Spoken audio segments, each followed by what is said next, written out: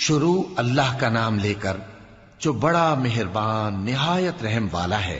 حامیم، اس کتاب کا اتارا جانا اللہ کی طرف سے ہے جو غالب ہے، دانا ہے۔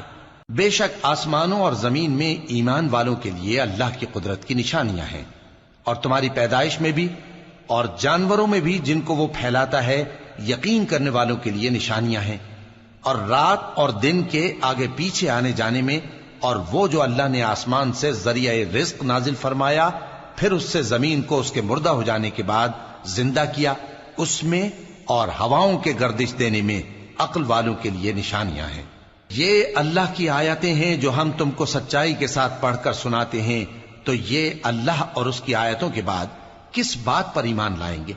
ہر جھوٹے گناہگار پر افسوس ہے کہ اللہ کی آیتیں اس کو پڑھ کر سنائی جاتی ہیں تو ان کو سن تو لیتا ہے، مگر پھر غرور سے ضد کرتا ہے کہ گویا ان کو سنا ہی نہیں۔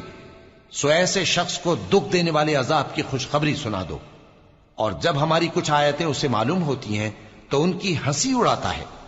ایسے لوگوں کے لیے ذلیل کرنے والا عذاب ہے، ان کے پیچھے دوزخ ہے، اور جو بھی یہ کرتے رہے کچھ بھی ان کے کام نہ آئے گا، اور نہ وہی کام آئیں گے جن کو انہوں نے اللہ کے سوا معبود بنا رکھا تھا، اور ان کے لیے بڑا عذاب ہے۔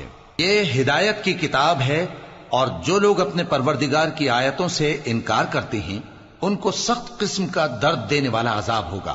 اللہ ہی تو ہے جس نے سمندر کو تمہارے قابو میں کر دیا تاکہ اس کے حکم سے اس میں کشتیاں چلیں، اور تاکہ تم اس کے فضل سے معاش تلاش کرو، اور تاکہ شکر کرو۔ اور جو کچھ آسمانوں میں ہے اور جو کچھ زمین میں ہے سب کو اسی نے اپنے حکم سے تمہارے کام میں لگا دیا۔ جو لوگ غور کرتے ہیں ان کے لیے اس میں قدرت کی نشانیاں ہیں۔ مومنوں سے کہہ دو کہ جو لوگ اللہ کے ان دنوں کی جو اعمال کے بدلے کے لیے مقرر ہیں توقع نہیں رکھتے ان سے درگزر کریں تاکہ اللہ ان لوگوں کو ان کے اعمال کا بدلہ دے۔ جو کوئی عمل نیک کرے گا تو اپنے لیے، اور جو برے کام کرے گا تو ان کا ضرر بھی اسی کو ہوگا، پھر تم اپنے پروردگار کی طرف لوٹ کر جاؤ گے۔ اور ہم نے بنی اسرائیل کو کتاب ہدایت اور حکومت اور نبوت بخشی اور پاکیزہ چیزیں عطا فرمائیں، اور اہل عالم پر ان کو فضیلت دی، اور ان کو دین کے بارے میں دلیلیں عطا کی، تو انہوں نے جو اختلاف کیا تو علم آ چکنے کے بعد آپس کی ضد سے کیا۔